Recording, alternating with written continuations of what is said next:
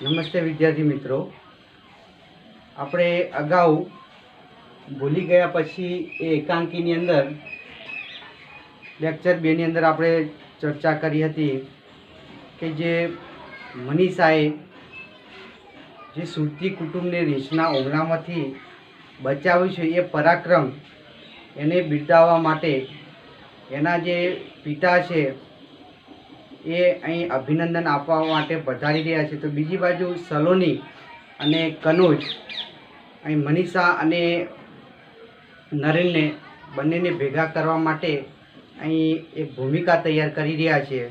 તો મનીષાનો ભાઈ જે આનંદ છે એ દોડતો અહીં નરેનના હાઉસ ઉપર એટલે કે ઘર ઉપર આવે છે અને આ બધા પપ્પાની આવવાના સમાચાર અહીં આપે છે. તો એકાએક એમને એમ કે નરેનને પણ નવાઈ લાગે છે કે નક્કી તો એ થઈ ગયું કે મનીષા જે દેસાઈ એ પોતે જેને ઓળખતો હતો એ જ છે સુરતની વતની, પરંતુ એને એમ હતું કે પોતે એક ભૂતકાળ બાદ કરીને જીવતો હતો, પરંતુ આનંદનું કહેવું એમ છે કે મનીષા એ ભૂતકાળને યાદ કરીને જીવે છે. તો આ બધું જે પરાક્રમ છે એ નરેનને માન્યામાં આવે એવું નથી, પરંતુ એક વધુ પડતું સારું લાગે છે. કારણ કે જે મનીષાને ઓળખતો હતો એ મનીષા પહેલાં સુંદર તો હતી જ, પણ સાથે સાથે ડરપોક પણ એટલી હતી. એટલા માટે અહીં જે વિરાટ એટલે કે મનીષાના પિતા એમને નરેન અને મનીષાના લગ્નની ના પાડેલી. કારણ કે અહીં નરેન છે એક ફોરેસ્ટ ઓફિસર છે, એને વનની અંદર જ રહેવાનું છે, ત્યાં એની નોકરી છે. અને સ્વાભાવિક છે કે જે ગરોળીથી ડરનાર મનીષા અહીં જંગલના જે સિંહ અને વાઘની જે ત્રાળ સાંભળે, એની ગર્જના સાંભળે તો એ ગર્જનાથી જ એનું મૃત્યુ થાય.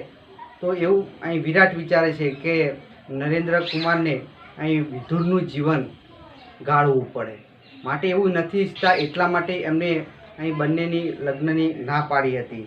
પરંતુ આજે કંઈક અહીં ઉલટું જ થઈ ગયું છે કે જે મનીષા ગરોળીથી ડરતી હતી તે આજે અહીં રીંછ સામે બાથ ભીડી છે અને એક સુરતી કુટુંબને એને બચાવ્યું છે. તો આ એક ખુશીના સમાચાર છે અને એને અભિનંદન આપવા માટે અહીં વિરાટ પોતે આબુ આવી રહ્યા છે. તો આપણે આખી વાત જે બદલાઈ ગઈ છે અને ઘણા સમયથી અહીં વિરાટ એ નરેનનું સરનામું પણ શોધતા હતા અને એમને ખબર પડશે તો એ મનીષા પાસેથી જાણશે તો સીધા જ તેઓ અહીં નરેનના ઘેર જ આવશે એવું આનંદ જણાવે છે. ત્યાં સુધી મિત્રો આપણે આવ્યા હતા. હવે આગળ નરેન આ બધું માનવામાં આવે એવું નથી, વધુ પડતું સારું લાગે છે, જેને માટે મારી યોગ્યતા મેં કદી કલ્પી પણ નહોતી. મેં એમ કે આ બધું નરેન એવું કહે છે કે ખરેખર આવી મેં કલ્પના પણ નહોતી કરી કે મનીષા આવી રીતે અને આ રીતે ફરીથી મને મળશે અને વિરાટ જે મનીષાના પિતા છે એ પણ આ રીતે શોધતા શોધતા મને અહીંયા આવશે. એટલામાં જીપનું હોર્ન સંભળાય છે. આનંદ કહે, દીદી હોર્ન વગાડતી લાગે છે, હું જાઉં. આનંદને એવું લાગે છે કે નક્કી અહીં દીદીને એટલે કે મનીષા અને પિતા વિરાટ એ આવી પહોંચ્યા લાગે છે, એટલે હું જાઉં છું. નરેન કે ખરેખર તો મારે જવું જોઈએ. નરેન એમ કહે છે કારણ કે પોતાના ઘર આગળ છે એટલે ખરેખર તો કે મારે જવું જોઈએ, પણ જો એ અહીં આવવા માગતા ન હોય તો કહેજો કે કાલે સવારે અભિનંદન આપવા કેમ્પ પર આવીશ. ખરેખર તો આમ તો મારું એમ કે મારી ફરજ છે એમની સામે જવું, પરંતુ અહીં ના આવવા માગતા હોય તો કહેજો કે કાલે સવારે એટલે કે મનીષા એમને અભિનંદન આપવા માટે પોતાના કેમ્પ પર આવી જશે. સલોની 5 વાગે અમે તાલીમ પર નીકળી જઈએ. સલોની કહે છે કે અમે સવારે વહેલા 5 વાગે ઉઠી અને જે પર્વતારોહણની જે તાલીમ છે એ ત્યાં નીકળી જઈએ છીએ તાલીમ માટે. નરેન કે અને 10:30 આવી જાઓ છો. પાછા કેટલા વાગે આવો છો એવું નરેન પાછું સામેથી જાવ કે અને પાછા સવારે 5 વાગે તમે નીકળો છો, 10:30 પાછા આવી જાઓ. સલોની કે ખબર તો ઘણી રાખો છો, તમને ખબર તો ઘણી છે. નરેન કે મારી જવાબદારીનો ભાગ છે, પોતે ફોરેસ્ટ ઓફિસર છે એટલે એની જવાબદારી પણ બને છે. કારણ કે પોતાના વિસ્તારમાં આ બધું થઈ રહ્યું હોય એટલા માટે. તો કે મારી જવાબદારીનો ભાગ છે કનોજ એટલામાં પ્રવેશે છે. કહે છે સલોની ચાલ તારે નથી આવવું. અહીં કનોજ સલોની કહે છે ચાલ તારે નથી આવવું. સલોની કે કેમ દીદી અહીં નથી આવતા. સલોની એમ કહે કે મનીષા એટલે દીદી એટલે અહીં મનીષા અહીંયા એમ કે નરેનના ઘરે નથી આવતા.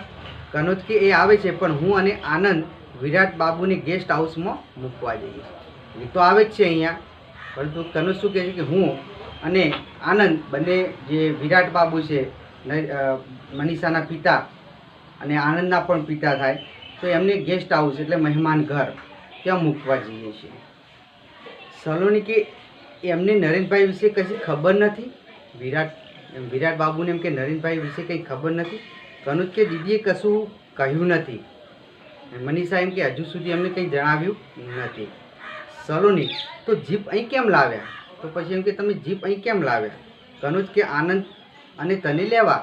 આપણને ખબર છે મિત્રો કે અહીં કનોજ અને મનીષા બંને અહીં વિરાટ બાબુને લેવા ગયા હતા, જ્યારે અહીં સલોની અને આનંદ બંને નરેનના હાઉસ ઉપર રોકાયા હતા. તો આનંદ અને કે તને લેવા માટે આવજો નરેનભાઈ એમ કરીને આવજો કે છે. નરેન કે આવજો. સલોની અને કનોજ જાય છે. નરેન થોડાક ડગલા ચાલે છે. જીપ ઉપાડવાનો અવાજ.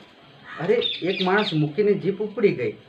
અરે કે એક માણસ અહીં મૂકીને તો જીપ ઉપડી ગઈ. શું એને માટે એમાં જગ્યા નહીં હોય ને બેસવા માટે ક્યાંય જગ્યા નહીં હોય કે એ મનીષા હશે. આવું કોણ વિચારે છે. નરેન વિચારે છે. અહીં જ આવે છે જે ઉતરી ગયેલી વ્યક્તિ એટલે કે રહી ગયેલી વ્યક્તિ અહીંયા જ આવે છે. સામે જતાં જ આવ મનીષા એટલે મિત્રો એનો મતલબ કે તે આવનાર વ્યક્તિ બીજું કોઈ નહીં પરંતુ મનીષા જ છે. આ છોકરાઓએ ભૂમિકા તૈયાર કરી ન હોત તો હું તને ઓળખી શક્યો ના હોત. કેટલાય સમયથી એમ કે તું અહીંયા આબુમાં છે, પરંતુ જો આ છોકરાઓએ આખી આ યોજના ના બનાવી હોત, એક ભૂમિકા તૈયાર ન કરી હોત, તો હું તને આજે ઓળખી ન શક્યો હોત અને આપણો અહીં મિલાપ પણ ન થઈ શક્યો હોત. તું તો જાણે કે સુંદરીમાંથી શક્તિ બની ગઈ છે. ખૂબ જ બહાદુર એમ સુંદરીમાંથી શક્તિ બની ગઈ છે. તે એક કુટુંબને બચાવ્યું એ બદલ અભિનંદન. એમ કે રીંછના કુટુંબમાંથી તે બચાવ્યું છે એના બદલ અભિનંદન આપ્યો. મનીષા કે આભાર. મને હતું કે આ સ્વરૂપે જોઈને તું મને ભેટી પડશે. મનીષાને એવું હતું એમ કે કદાચ મને આ જે લીડર બની છે મનીષા અને જે પ્રમાણે એને પરાક્રમ કરી બતાવ્યું છે એ સમજીને કદાચ અહીં નરેન એને ભેટી પડશે, પણ એવું કંઈ થતું નથી. નરેન કે તું પહેલાં એટલી સુકુમાર હતી કે આવેશથી ભેટી પડતા સંકોચ થાય. સુકુમાર એટલે મિત્રો સુંદર, અતિ સુંદર એવું આપણે કહી શકીએ. તું પહેલાં એટલી બધી એમ કે સુંદર હતી કે આવેશથી ભેટી પડતા સંકોચ થાય. એકદમ એમ આવેશથી તો ઉતાવળ કરવી એમ, તો એવો આવેશ. આમ આવેશ એટલે બીજો અર્થ મિત્રો ક્રોધ પણ થાય, પણ અહીંયા એમ ઉતાવળથી એવો આપણે અર્થ કરી શકીએ છીએ. તો આવેશથી ભેટી પડતા સંકોચ થાય. અને હવે તું એવી દીપ્તિવંત લાગે છે કે તારા તેજની અદબ રાખવાનું મન થાય. મિત્રો તે દીપ્તિવંત એટલે મિત્રો પ્રજ્વલિત એને આપણે કહી શકીએ, જે સતત પ્રકાશ ફેંકતું હોય, સતત અજવાળું આપતું હોય, સતત ઝળહળતું હોય એને આપણે દીપ્તિવંત કહી શકીએ. અને અદબ એટલે મિત્રો આમ આલિંગનમાં લેવું અથવા તો બાથમાં લેવું, કે પછી આપણે તમે જુઓ કે ઘણી વખત આપણે કોઈ જ્યોત પ્રગટાઈ હોય અને એનો પ્રકાશ થોડો પવન વાતો તો આપણે એમ હાથમાં એને ઓઠું આપીએ છીએ જેથી કરીને જ્યોત ઓલવાય ના જાય. તો એક એવી રીતે એમ એક અદબ રાખવાનું એટલે એને પકડી રાખવાનું મન થાય એમ. તો એ અદબ રાખવાનું મન થાય, તેના તેજને અદબ રાખવાનું મન થાય. સાચે જ એક પલકારે પ્રશ્ન થયા કરે છે કે તું એ જ મનીષા છે. ખરેખર નરેન વિચાર કરે છે કે આ તું એ જ મનીષા છે કે જે પહેલાં તું એક ગરોળીથી ડરતી હતી અને આજે કેટલું મોટું પરાક્રમ કર્યું છે. મનીષા કે છું અને નથી. હા, હું એ મનીષા છું અને અત્યારે નથી. છું એટલે મનીષા તો છું જ એમ, પણ પહેલાં જે ડરપોક હતી તે આજે હું એ ડરપોક મનીષા નથી. આજે હું અહીં નિર્ભય મનીષા છું, ખડતલ મનીષા છું. તે થઈ શકી એનો આનંદ છે. જે હું પહેલાં ડરપોક હતી પણ અત્યારે નિર્ભય બની છું એ મને એનો આનંદ છે. આવું કોણ કહે છે? મનીષા કહે છે. ગરોળીથી ડરનાર હવે મગર સાથે પણ લડી શકે છે. ગરોળીથી અહીં ડરનાર જે મનીષા આજે મગર સાથે પણ લડી શકે. મિત્રો પરીક્ષામાં પ્રશ્ન આવે છે કે ગરોળીથી ડરનાર હવે મનીષા કોની સાથે લડી શકે છે? તો મગર સાથે. નરેન કે બહુ આનંદ થયો તને આમ ખડતલ જોઈ. મને ખૂબ આનંદ થયો એમ તને આ ખડતલ એટલે મજબૂત થયેલી જોઈને, પણ મારા પપ્પાને થયો છે એટલો નહીં. મનીષા શું કહે છે? મને આનંદ તો થયો છે એમ, પરંતુ કે એમ મનીષા એવું કહે છે કે મારા પપ્પાને તો તારા કરતાં પણ વધારે આનંદ થયો છે. તો કેમ?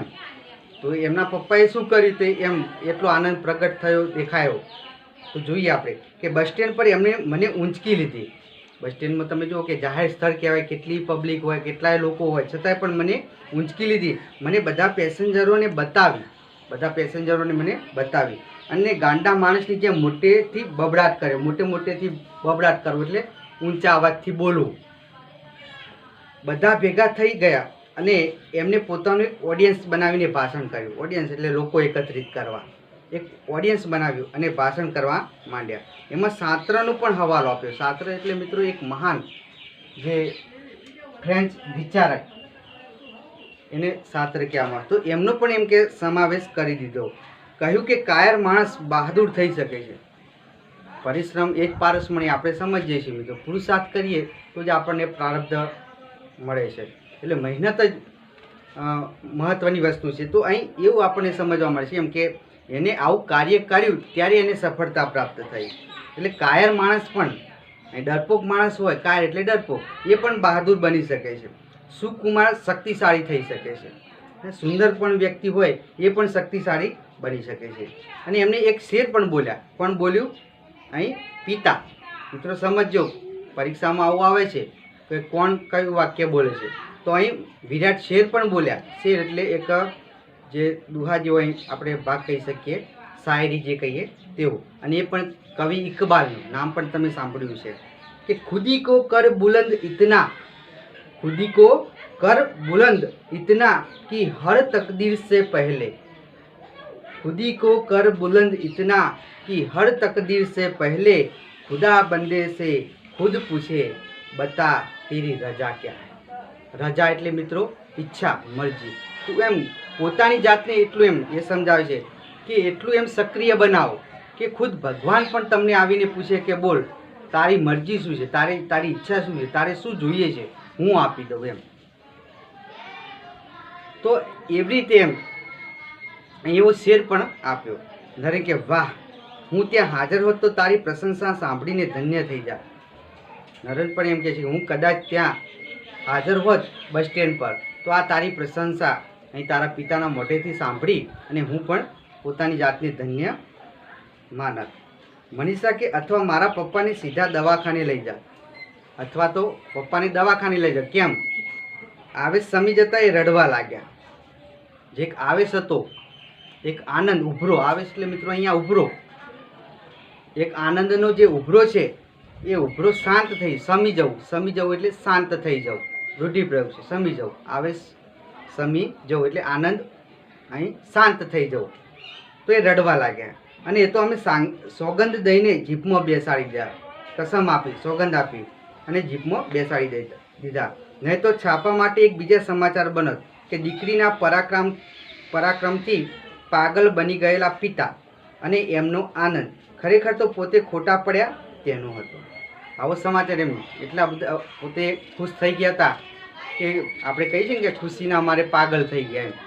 તો એવી રીતે એમ કે એ પરાક્રમથી, દીકરીના પરાક્રમથી પાગલ બની ગયેલા પિતા અને એમનો જે આનંદ હતો મિત્રો, એ ખરેખર તો આનંદ શાનો હતો કે પોતે ખોટા પડ્યા એનો. શા માટે ખોટા પડ્યા? આપણે અગાઉ જોઈ ગયા કે જે લગ્નની વાત હતી નરેન અને મનીષાની, ત્યારે અહીં આનંદને કહેલું કે તારી અહીં મનીને એમ એટલે કે તારી બહેનને એમ કે ગરોળી પકડી લાવે તો હું તરત જ લગ્નની હા પાડી દઉં. એટલે એટલી ડરપોક હતી, પરંતુ આજે તો એને ખૂબ જ પરાક્રમ મોટું કર્યું છે એટલે એનો આનંદ હતો. નરેન કે કઈ બાબતે એને આનંદ હતો? તો મિત્રો આપણે આટલા સુધી રાખીએ. નેક્સ્ટ જે પ્રકરણ છે એ આપણે અગાઉના લેક્ચરમાં એની ચર્ચા કરીશું. નમસ્તે.